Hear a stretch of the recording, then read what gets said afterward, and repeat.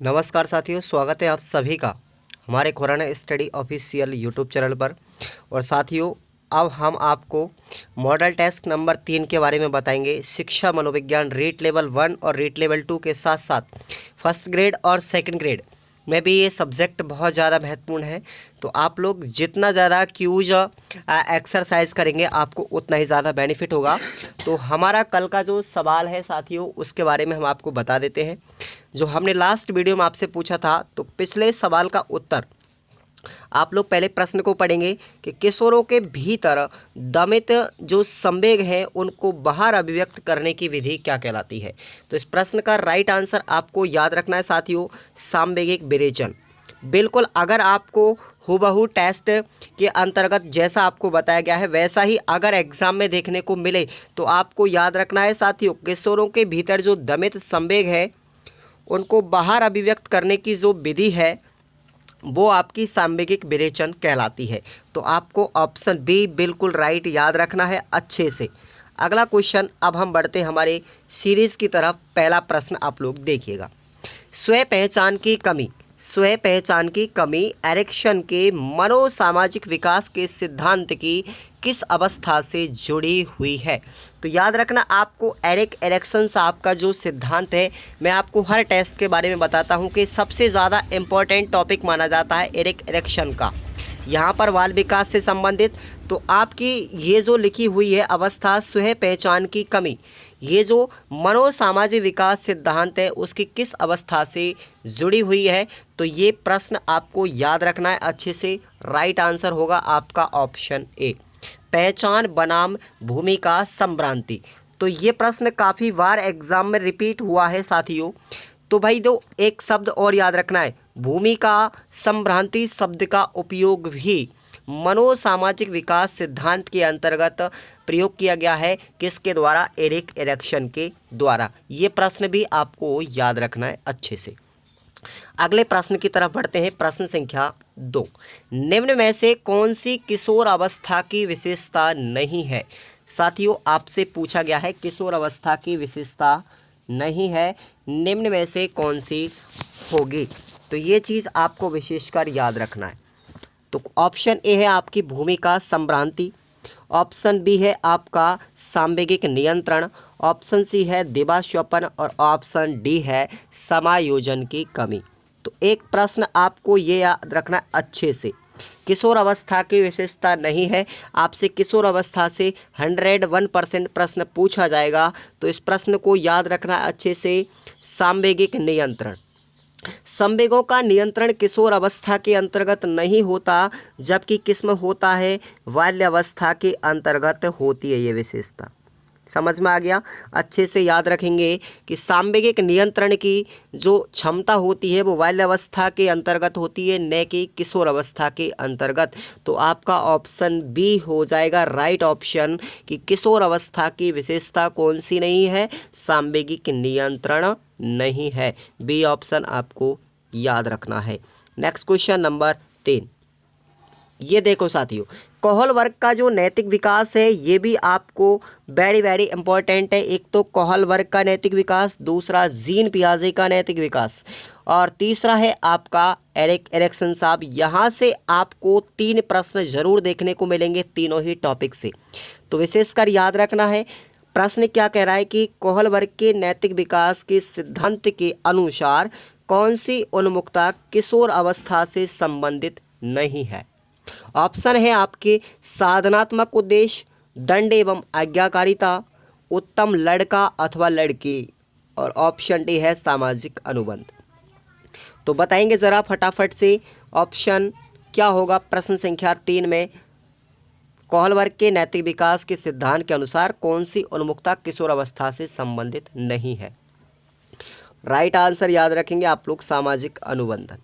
ये राजनीतिक विज्ञान 2021 में पूछा गया प्रश्न है साथियों। ऑप्शन डी हो जाएगा सामाजिक अनुबंधन। ओके, नेक्स्ट क्वेश्चन नंबर 4, ये लो साथियों, जीन पियाजे का नैतिक विकास सिद्धांत किस आयाम से निकटतम संबंधित है। जीन पियाजे का जो हमारा नैतिक विकास सिद्धांत है वो कहाँ तक किस चीज़ से संबंध रखता है? क्या वो संज्ञानात्मक से संबंध रखता है? क्या वो शारीरिक विकास से संबंध रखता है? क्या वह सामाजिक विकास से संबंधित रखता है या संवेगात्मक विकास से संबंधित होता है? प्रश्न को अच्छे से पढ़ेंगे और राइट आंसर आपका याद रखना है संज्ञानात्मक विकास। याद रखेंगे आप लोग अच्छे से। जीन पियाजे ने कौन सा सिद्धांत दिया था?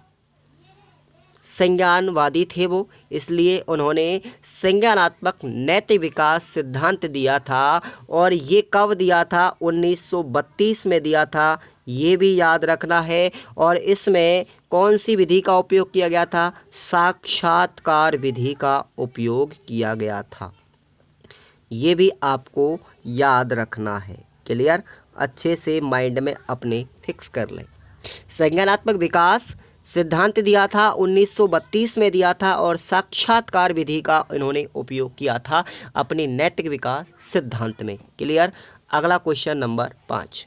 प्रश्न को क्लियर करेंगे, एक भी पॉइंट आपको छोड़ना नहीं है, ना ही आपको रटना है। चलिए अगला क्वेश्चन बताएंगे आप लोग। सामाजिक विकास वह प्रक्रिया है जिसके द्वारा जैविक व्यक्ति को मानवीय व्यक्ति में परिवर्तित किया जाता है। सामाजिक विकास की यह परिभाषा किसके द्वारा दी गई है? वेरी वेरी इंपॉर्टेंट परिभाषा, आपको याद रखना है ये। क्या सोरेनसन ने दी थी या फ्रीमैन ने दी थी या हरलॉक ने या फिर गैरेट ने? जल्दी से बताएंगे फटाफट कि भाई सामाजिक विकास वह प्रक्रिया है जिसके द्वारा जैविक व्यक्ति को मानवीय व्यक्ति में परिवर्तित किया जाता है। तो ये परिभाषा जो दी थी साथियों, वो दी थी गैरेट ने। किसने दी थी? गैरेट ने। एक भी प्रश्न का ऑप्शन आपको गलत नहीं मिलेगा वीडियो में। आप लोग बिल्कुल भी बहस नहीं करें। आपको जो प्रश्न बताए जा रहे हैं वो प्रश्न बिल्कुल सटीक है, पिछली परीक्षाओं में आए भी हो भी है। अब देखिए ये प्रश्न देखेंगे आप लोग, निम्न में से विकास की सही विशेषता नहीं है। ये HPGT 2021 में पूछा गया था। हिमाचल प्रदेश जो गैट का एग्जाम हुआ था उसमें पूछा गया था ये प्रश्न। विकास की सही विशेषता नहीं है। तो देखिए विकास में परिवर्तन होता है, ये बात बिल्कुल सही है। प्रारंभिक विकास परवर्ती विकास से अधिक महत्वपूर्ण होता है, ये भी बिल्कुल विशेषता है विकास की। विकास में वैयक्तिक भिन्नता होती है, ये भी बात सही है। लेकिन साथियों ऑप्शन सी को आप लोग अच्छे से पढ़ेंगे। विकास पैटर्न अपूर्व अनुमेय होता है, पूर्व अनुमेय होता है, ये बात गलत है। यहाँ पर कैसा होता है विकास? पूर्व अनुमेय होता है, पूर्व अनुमेय होता है। यहाँ पर ये जो शब्द आपको दिख रहा है ये इसकी विशेषता नहीं है, यानी कि पूर्व अनुमेय होता है विकास। हमेशा विकास के पैटर्न को पहले ही पूर्व निर्धारित कर दिया जाता है कि बच्चे का विकास कहाँ तक होना संभव है। समझ में आ गया? तो आपका सी ऑप्शन राइट हो जाएगा। विकास का पैटर्न अपूर्व अनुमेय नहीं होता। समझ में आ गया? कैसा होता है? पूर्व अनुमेय होता है। क्लियर? अगला क्वेश्चन नंबर 7, निम्न में से कौन सा अच्छी स्मृति का लक्षण है? बताएंगे फटाफट से। ये भी HPGT राजस्थान ही नहीं, भारत के अंतर्गत जितने भी आपके साइकोलॉजी के टेस्ट हुए हैं उन सबको मैं करवा दूंगा बारी बारी से, आप लोग चिंता मत कीजिएगा। साथ ही साथ जो भी आपके प्रश्न अच्छे निकलेंगे, हाई स्टैंडर्ड के निकलेंगे, सबको करवा दूंगा। निम्न में से कौन सा अच्छी स्मृति का लक्षण नहीं है? तीव्रता, औसत, धारणा, शुद्धता या फिर सही सामग्रियों का सही समय पर उपयोग करना। तो प्रश्न को अच्छे से याद रखेंगे। अच्छी स्मृति का लक्षण कौन सा नहीं है? औसत धारणा। समझ में आ गया? बी ऑप्शन आपको याद रखना है। अच्छी स्मृति का लक्षण कौन सा नहीं है? यहाँ पर औसत धारणा नहीं है। क्लियर? अगला क्वेश्चन नंबर 8, किशोर अवस्था की विशेषता नहीं है। देखिएगा किशोर अवस्था जो होती है वो बाल्यावस्था और वयस्क अवस्था के बीच की अवस्था मानी जाती है, ये बात बिल्कुल सही है। अस्पष्ट वैयक्तिक स्थिति भी होती है, यहाँ पर बच्चों के बीच में जो मतभेद की अवस्था होती है, अच्छे अपने आप को पहचान नहीं पाता है, तो ये विशेषता भी किसकी होती है? किशोर अवस्था की होती है। वयस्क अवस्था की दहलीज भी किसको कहते हैं? किशोर अवस्था को कहते हैं। लेकिन साथियों जो वास्तविक अवस्था होती है, ये जो वास्तविक अवस्था है साथियों, ये आपकी किसकी विशेषता है? बाल्यावस्था की विशेषता है। याद रखेंगे आप लोग इसको भी। क्लियर। ये पिछले टेस्टों में आपसे पूछा गया है। किशोर अवस्था की विशेषता नहीं है, कौन सी नहीं है? ये नहीं है आपकी वास्तविक अवस्था। ये किसकी विशेषता है? ये आपकी बाल्यावस्था की विशेषता है। क्लियर। अगला क्वेश्चन 9, एरिक्सन के अनुसार व्यक्तित्व विकास की 5वीं अवस्था कौन सी है? चलिए बताएंगे फटाफट से। परिश्रम, प्रियता बनाम हीनता। ऑप्शन बी है पहचान बनाम भूमिका संभ्रांति। ऑप्शन सी है प्रगाढ़ता बनाम विगलन। या ऑप्शन डी है उत्पादनशीलता बनाम स्थिरता। तो इस प्रश्न को याद रखेंगे। 5वीं जो अवस्था है, एरिक्सन की 8 अवस्थाएं हैं, उनमें से जो 5वीं आपकी अवस्था है ऑप्शन बी पहचान बनाम भूमिका संभ्रांति। क्लियर।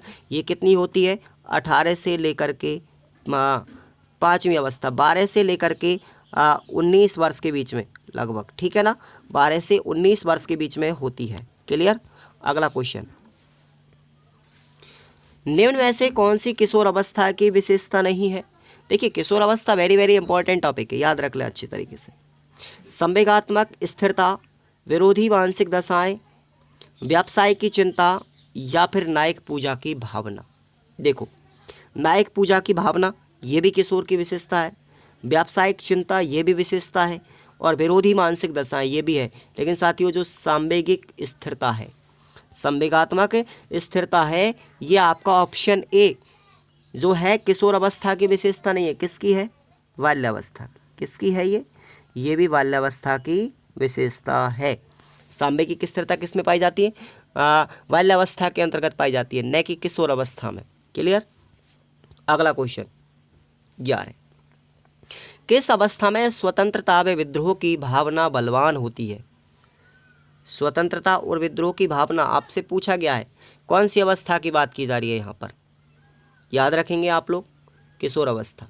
क्या हो जाएगा? ऑप्शन बी राइट कर लेंगे, ऑप्शन बी राइट हो जाएगा। स्वतंत्रता व विद्रोह की भावना सबसे ज़्यादा जो होती है आपकी किशोरों के अंतर्गत होती है। क्लियर। अगला क्वेश्चन 12, किशोरों के समीप निर्णय के अनुभव नहीं होते, ये कथन किसका है? तो याद रखेंगे इसको भी, वेरी वेरी इंपॉर्टेंट प्रश्न है।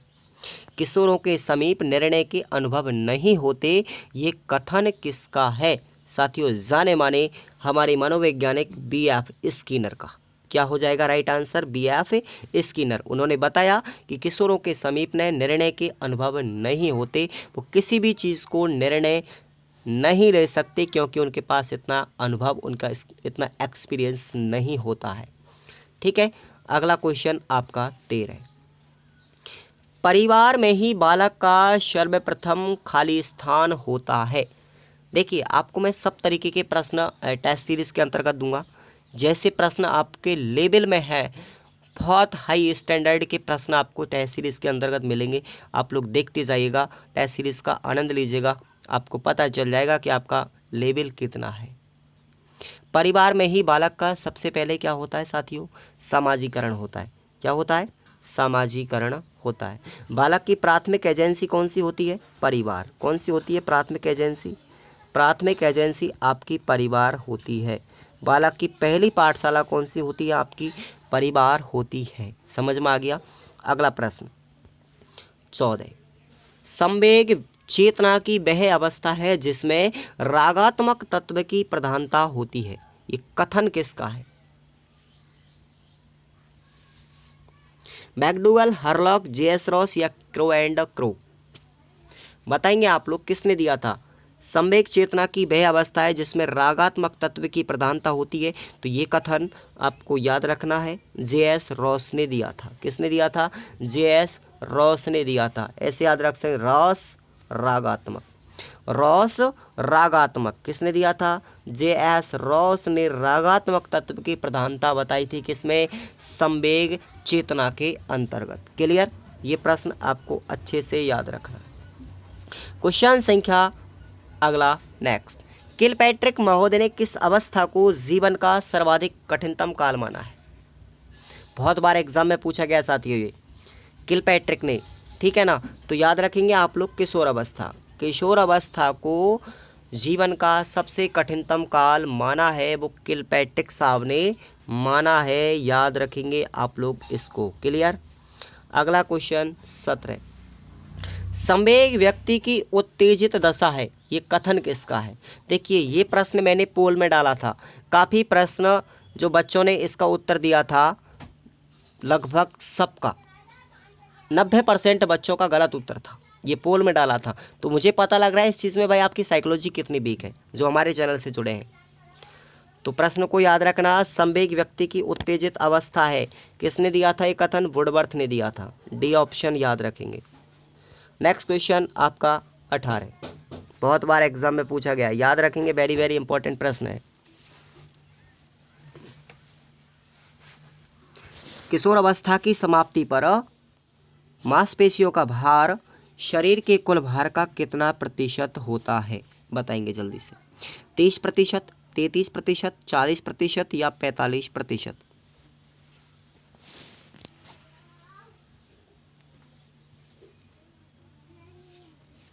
राइट ऑप्शन याद रखेंगे आप लोग, इसको बिल्कुल याद रखेंगे, 45%। कितना होता है?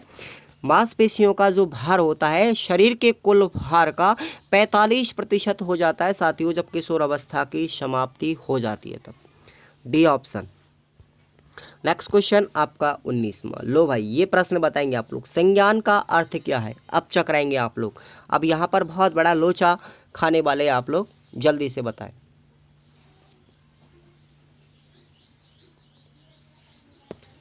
संज्ञान का अर्थ क्या है? कार्य व भाषा के माध्यम से स्वयं व दुनिया को समझना। ऑप्शन भी है, के माध्यम से दुनिया व स्वयं को समझना, भाषा के माध्यम से स्वयं व दुनिया को समझना, या भाषा और संप्रेषण के माध्यम से स्वयं व दुनिया को समझना। प्रश्न गलत नहीं होना चाहिए एग्जाम के अंतर्गत, पेपर में कितना भी टफ क्वेश्चन आ जाए, थोड़ा सा सोचेंगे समझेंगे उसके बाद आंसर देंगे आप लोग। तो यहाँ पर संज्ञान का मतलब होता है किसी चीज़ के बारे में ज्ञान होना, समझ में आया आपके? तो ज्ञान मतलब मानसिक क्रियाओं से संबंधित हम ज्ञान को कैसे ग्रहण करते हैं, उसको संचित करते हैं, पुनः स्मरण करने के लिए उसमें प्रत्यक्षण, स्मृति, चिंतन, प्रतिमा, ध्यान, समस्या समाधान, तर्कना, निर्णय लेने की शक्ति, ये सारी की सारी क्षमताएं व्यक्ति या बच्चे के अंतर्गत पाई जाती है। तो इसी को क्या कहते हैं? संज्ञान कहते हैं। इसलिए संज्ञान का यहाँ पे शाब्दिक अर्थ हो जाएगा कार्य और भाषा के माध्यम से स्वयं को और दुनिया को समझना। क्या हो जाएगा? राइट ऑप्शन ए हो जाएगा।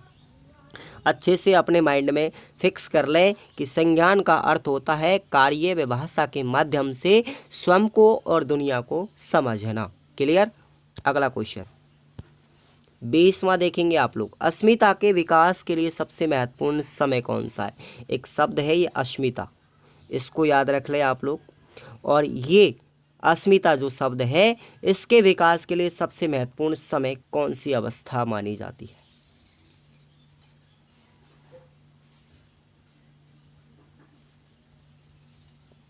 तो राइट ऑप्शन क्या हो जाएगा? किशोर अवस्था। ठीक है भाई, किशोर अवस्था को याद रखेंगे। अस्मिता का मतलब होता है साथियों अपने आप में आत्मसम्मान। क्या होता है? आत्मसम्मान की जो भावना होती है वो किस में पाई जाती है? किशोरों के अंदर पाई जाती है। आत्मसम्मान, अपने आप को पहचानना, अस्मिता, इसके विकास के लिए सबसे ज़्यादा महत्वपूर्ण जो अवस्था होती है वो किशोर अवस्था होती है। समझ में आ गया? अगला क्वेश्चन 21। चलिए, नैतिक विकास से तात्पर्य बढ़ती उम्र के साथ विभिन्न क्रियाओं की सही या गलत होने के बारे में सोचने की क्षमता में परिवर्तन से होता है। तो ये कथन किसका है भाई? ये आपको बताना है। इसके अनुसार है कि नैतिक विकास से तात्पर्य बढ़ती उम्र के साथ में विभिन्न क्रियाओं के साथ सही और गलत होने के बारे में सोचने की क्षमता में परिवर्तन से होना। किसने बताया था कि जब बच्चे के अंदर नैतिक विकास होता है तो वो सही और गलत दोनों चीज़ों के बारे में अनुभव कर सकता है, उसमें सोचने की क्षमता विकसित हो सकती है। ये कथन किसने दिया था? तो आपको याद रखना है।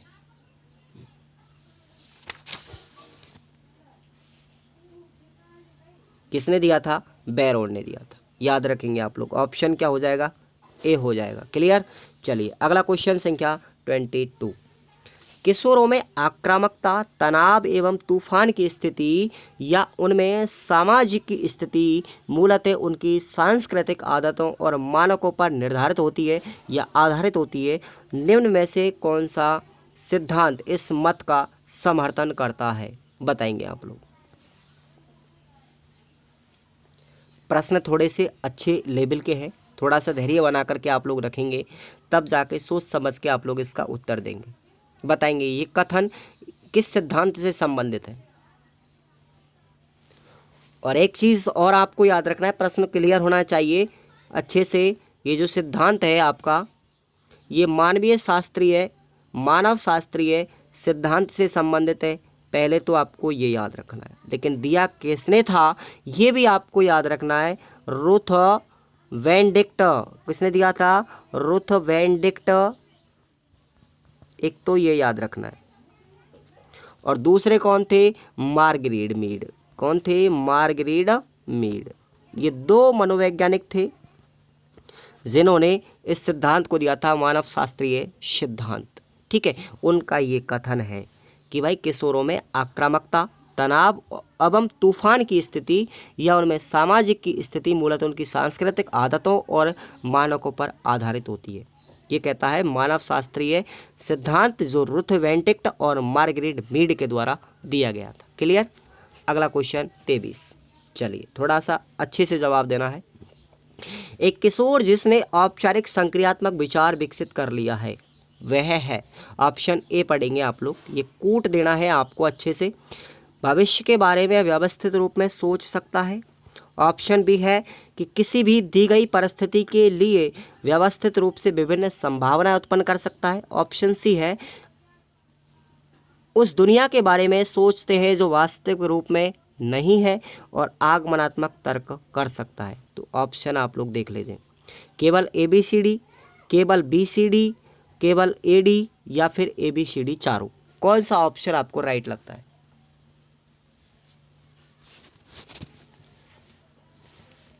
जल्दी से बताएंगे फटाफट। Question number 23।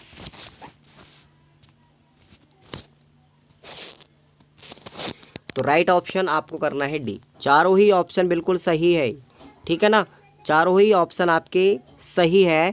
औपचारिक जो संक्रियात्मक अवस्था होती है साथियों, कहाँ से कहाँ तक होती है? 12 से 15 वर्ष के बीच में, 12 से 15 वर्ष के बीच में होती है, या फिर वयस्क अवस्था तक इसका काल माना जा सकता है। क्लियर। तो ये चारों ही जो विशेषता है, ये औपचारिक संक्रियात्मक अवस्था, ये जीन पियाजे से संबंधित है। कहाँ से संबंधित है? जीन पियाजे ने बताया था भाई ये, ठीक है ना।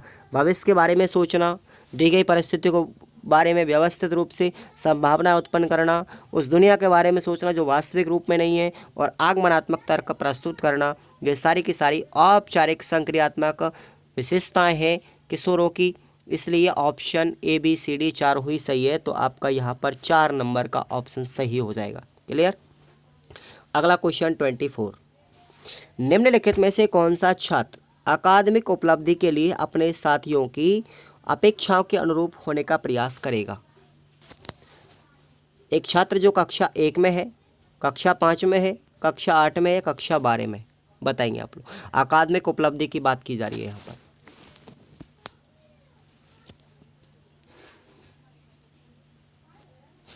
ठीक है, चलिए राइट ऑप्शन आप लोग कर लेंगे जो कक्षा 8 में। क्यों है इसका आंसर आप लोग सुनिएगा। क्योंकि भाई जो किशोर की बात की जा रही है यहाँ पे, अकादमिक उपलब्धि के लिए अपने साथियों की अपेक्षाओं के अनुरूप काम करेगा। ठीक है, इसका मतलब जैसा उसके साथी काम करेंगे उसका अनुसरण करेगा, उनके अनुरूप व्यवहार करेगा। तो ये कौन सी विशेषता हो गई? किशोर अवस्था की विशेषता हो गई। क्लियर।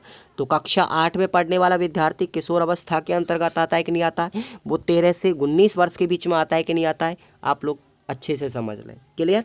तो आपका ऑप्शन क्या हो जाएगा? C option. अगला क्वेश्चन 25। निम्न में से कौन सी किशोर अवस्था की एक सामान्य विशिष्टता नहीं है? ये स्कूल लेक्चरर 2020 में पूछा गया था, बताएंगे आप लोग।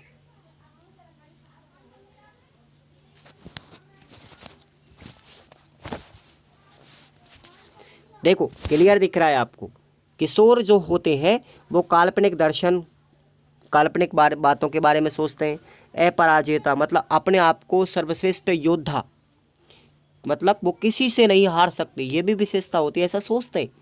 व्यक्तिगत काल्पनिक कहानियां भी उनके माइंड में चलती रहती हैं। लेकिन आज्ञा पालन, साथियों ये आज्ञा पालन, क्योंकि वो किशोर जो होते हैं अपने से बड़े जो व्यक्ति होते हैं उनकी बातों का विरोध करते हैं, उनकी बातों का संघर्ष करते हैं, ठीक है ना। इसीलिए तो किशोरों की विशेषता क्या बताई है, मानसिक विरोधी दशाएं। यहाँ पर मानसिक विरोधी दशाएं होती है, आज्ञा पालन नहीं होता। आज्ञा पालन जो विशेषता होती है किसकी होती है, बाल्यावस्था की होती है, ठीक है ना। तो किशोरों की ये एक सामान्य विशेषता नहीं है आज्ञा पालन, बाकी की है तीनों। काल्पनिक दर्शन भी होता है, पराजिता भी होता है, व्यक्तिगत काल्पनिक कहानियां भी होती हैं, लेकिन आज्ञा पालन नहीं होता। ये विशेषता किसकी है, किशोरों की विशेषता है, ये बाल्यावस्था की विशेषता है, सॉरी बाल्यावस्था की, किशोरों की ये आज्ञा पालन विशेषता नहीं होती। समझ में आ गया, ऑप्शन आपका डी कर लेंगे। क्लियर। अगला प्रश्न संख्या 26, निम्न में से कौन सा कथन सत्य नहीं है। ये स्कूल लेक्चरर 2020 के पेपर में आए हुए प्रश्न चल रहे हैं साथियों, देखिएगा कौन सा कथन सत्य नहीं है। विकास एक मात्रात्मक प्रक्रिया है, वृद्धि एक जैविक प्रक्रिया है, शिक्षण एक लक्ष्य उन्मुख प्रक्रिया है, या अधिगम जीवन भर चलने वाली प्रक्रिया है। चलिए देखो सुनेंगे आप लोग, पहले ध्यान से क्लियर होना चाहिए प्रश्न। अधिगम जीवन भर चलने वाली प्रक्रिया, देखो अधिगम और विकास ये दोनों जीवन भर चलने वाली प्रक्रिया, बात सही है। शिक्षण भी एक लक्ष्य उन्मुख प्रक्रिया, ये बात भी आपकी सही है। वृद्धि भी एक जैविक प्रक्रिया, आपने पढ़ा होगा, ठीक है, थ्योरी में, तो ये भी वृद्धि जैविक। लेकिन साथियों जो विकास होता है एक मात्रात्मक प्रक्रिया नहीं होती, क्या होती है, एक गुणात्मक भी प्रक्रिया होती है। कैसी होती है, गुणात्मक और मात्रात्मक दोनों होती है। समझ में आ गया ना, मात्रात्मक और गुणात्मक विकास दोनों प्रकार का होता है। क्लियर, ये होना चाहिए आपको अपने माइंड में, मात्रात्मक और गुणात्मक दोनों प्रकार का होता है। विकास कैसा होता है, दोनों प्रकार का होता है। केवल यहाँ पर अगर वृद्धि शब्द होता तो वृद्धि कैसी होती है, केवल मात्रात्मक होती है। कैसी होती है, मात्रात्मक। लेकिन विकास मात्रात्मक नहीं होता, साथ साथ कैसा भी होता है, गुणात्मक भी होता है। तो ये ऑप्शन गलत है, यहाँ पर कैसा हुआ है, केवल मात्रात्मक दिया गया है, जबकि कैसा होता है, गुणात्मक भी होता है। इसलिए ऑप्शन क्या है यहाँ पर गलत है, ऑप्शन ए राइट हो जाएगा इस प्रश्न का। क्लियर। अगला प्रश्न देखिएगा आप लोग, प्रश्न संख्या 27, किशोर अवस्था वह काल है जिसमें बालक और बालिका मानसिक, भावनात्मक, सामाजिक और शारीरिक रूप से बाल्यावस्था से वयस्क अवस्था की ओर बढ़ते हैं। ये किसने कहा था, बताएंगे आप लोग।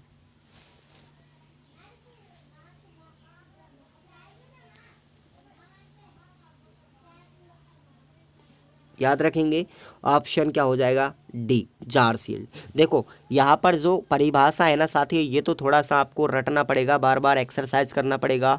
इनमें तो कोई मामला ही नहीं है ऐसा कि इसको कोई याद रखने की ट्रिक हो, ये तो आपको याद करनी पड़ेगी। तो ये जारसील्ड का कथन था, ठीक है ना। इन्होंने किशोर अवस्था के बारे में बताया कि बालक और बालिका मानसिक और भावनात्मक और सामाजिक और शारीरिक रूप से बाल्यावस्था से वयस्क अवस्था की ओर बढ़ते हैं। तो ये जारसील्ड का कथन है, डी ऑप्शन आपको याद रख लेना है। अगला क्वेश्चन 28, निम्नांकित में से किसने किशोर अवस्था से संबंधित अध्ययन किए थे। बहुत बढ़िया प्रश्न है, अच्छा प्रश्न है, इंपॉर्टेंट प्रश्न है।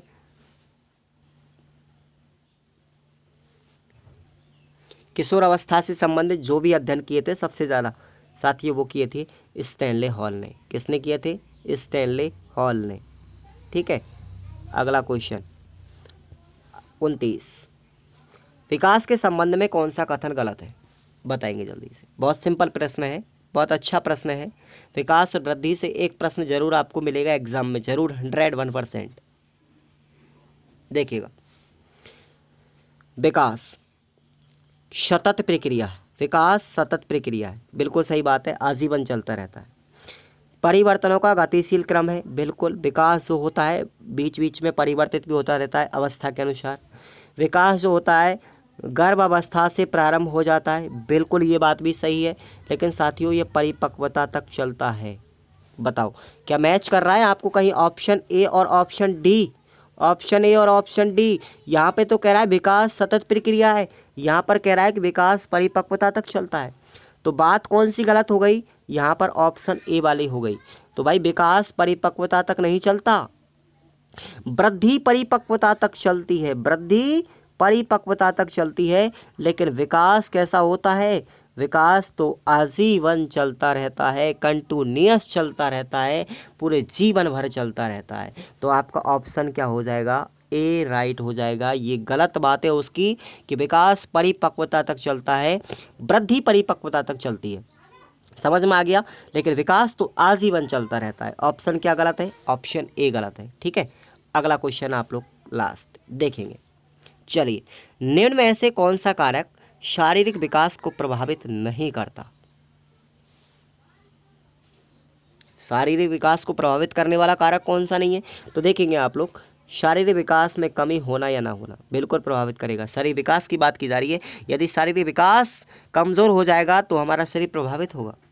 बच्चे के जन्म के उपरांत प्राप्त पोषण, बिल्कुल, अगर बच्चे को ठीक से भोजन नहीं मिलेगा, पोषण नहीं मिलेगा तो शारीरिक प्रभाव पड़ेगा।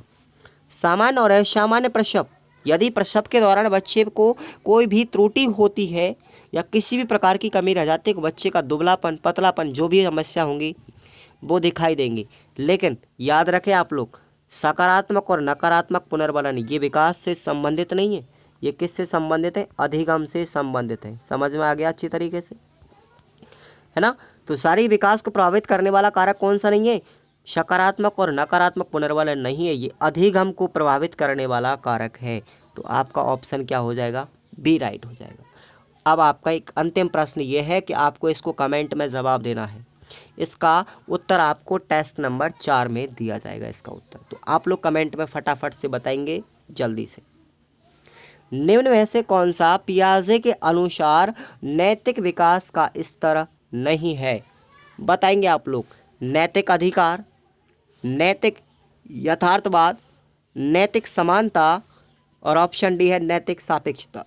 राइट आंसर आप लोग कमेंट करके बताएं जल्दी से।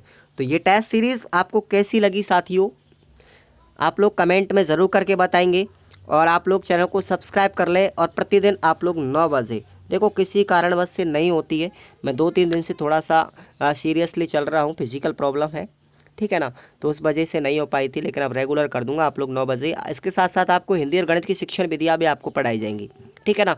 तो आप लोग ज़रूर से ज़रूर सभी वीडियो को एक बार रट लेंगे अच्छी तरीके से, सारे प्रश्न सीरीज़ को। इन सीरीज़ों से आपको प्रश्न लगभग 90% प्रश्न आपको देखने को एग्जाम में मिलेंगे, ये मैं आपसे प्रॉमिस करता हूँ। ये चीज़ें आप लोग विशेषकर ध्यान रखें।